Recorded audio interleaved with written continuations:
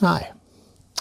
In a previous video I talked about the style of my drinking, and then I talked about, why I stopped drinking.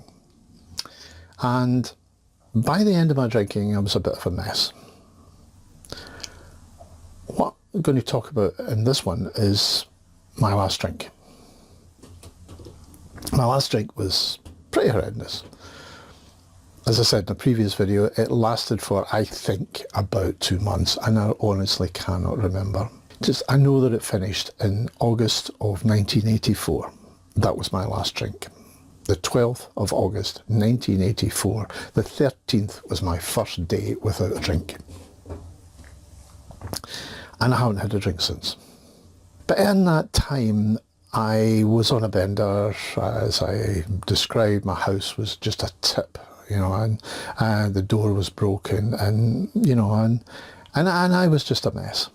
During that bender I was called up for jury duty at the High Court in Glasgow, and I went along and I was just a mess. They picked the jury, and thankfully they didn't pick me. And it turned out to be a murder case.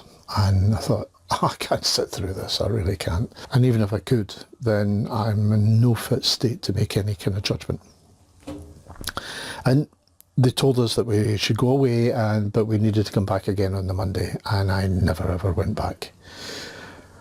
There was one incident happened during this time, and I woke up from a fitful sleep to what I heard was, radios going outside. It was and police dogs, and my head said that they were looking for me. They were going to bring me in because I hadn't appeared for jury duty.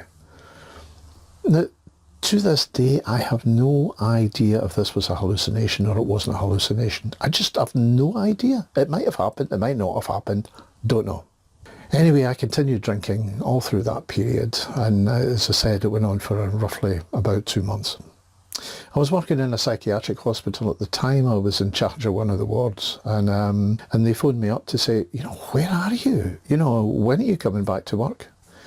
And I said, I'll come back tomorrow. Bad idea, really bad idea.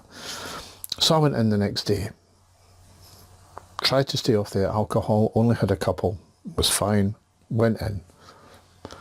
The inevitable thing happened in the middle of the night. It was a night shift, and and I was on my own. And in the middle of the night, I started to go into the DTs. Now, one of the managers came round and he saw me and just thought, whoa, we need to get this guy off this ward. He's a danger to himself, and he's certainly a danger to others, danger to patients. He's supposed to be looking after the patients. We better look after him. So, a couple of minutes later, a deputation came down with somebody else who was going to take over the ward, and they marched me out and marched me up to the sort of head manager's office, and I sat in there, and I was just a mess. I was shaking, I was sweating, I was hallucinating. I really was in a bad way. And I remember, and then this was something which I remember to this day. It kind of cut through everything, and I just said, I'm a hopeless case. And this manager said, you may well be a hopeless case. I said, but you're not a lost cause. And I thought, isn't that a beautiful thing to say? It gave me a wee bit of hope. But they sent for somebody who, they asked me if I had anywhere to go, and I mentioned this guy that I'd met in Alcoholics Anonymous. He was somebody who was very caring, and I was going to ask to be my sponsor. And he arrived and put me in his car and took me away. Went up to his house, and he put me to bed right away because I was just a mess. And I took tetany, which is just convulsions, small convulsions, but all the way through my body, and he sent for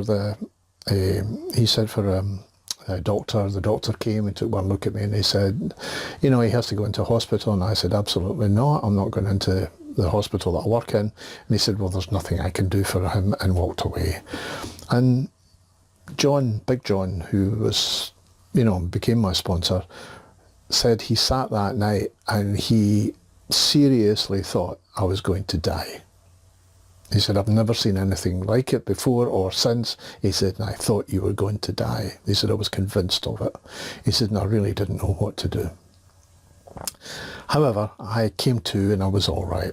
Now, after that, the work sent for me again. I went down to see our head psychiatrist, and our head psychiatrist just looked at me and he said, if you didn't work here, I would bring you in right away. He says, but you do work here and I can't. But I'm going to phone this psychiatrist at the other side of Glasgow and see if they've got a bed for you. And that's what he did. And they said, okay, get yourself to the Southern General. They have a bed in the psychiatric ward.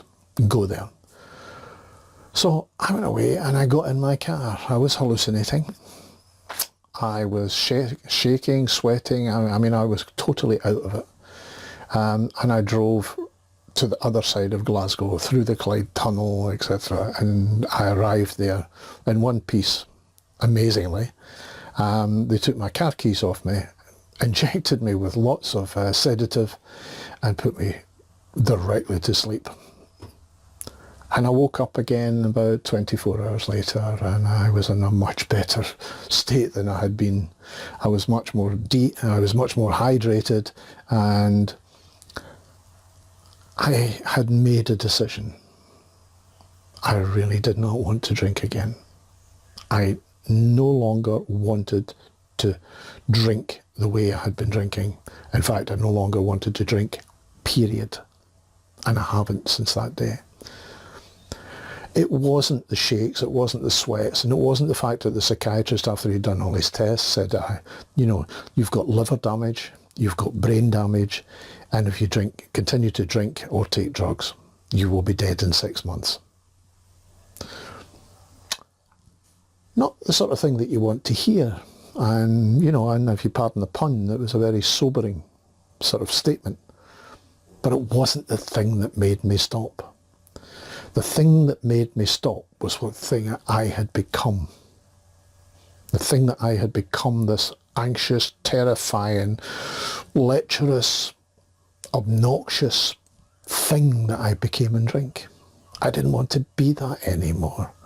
It wasn't me, or at least it wasn't a version of me that I wanted in my life. And that was the reason I decided I didn't want to drink again. And it didn't matter what I had to do, I was not going to drink again. And I'll tell you the rest of the story in the next video. Okay?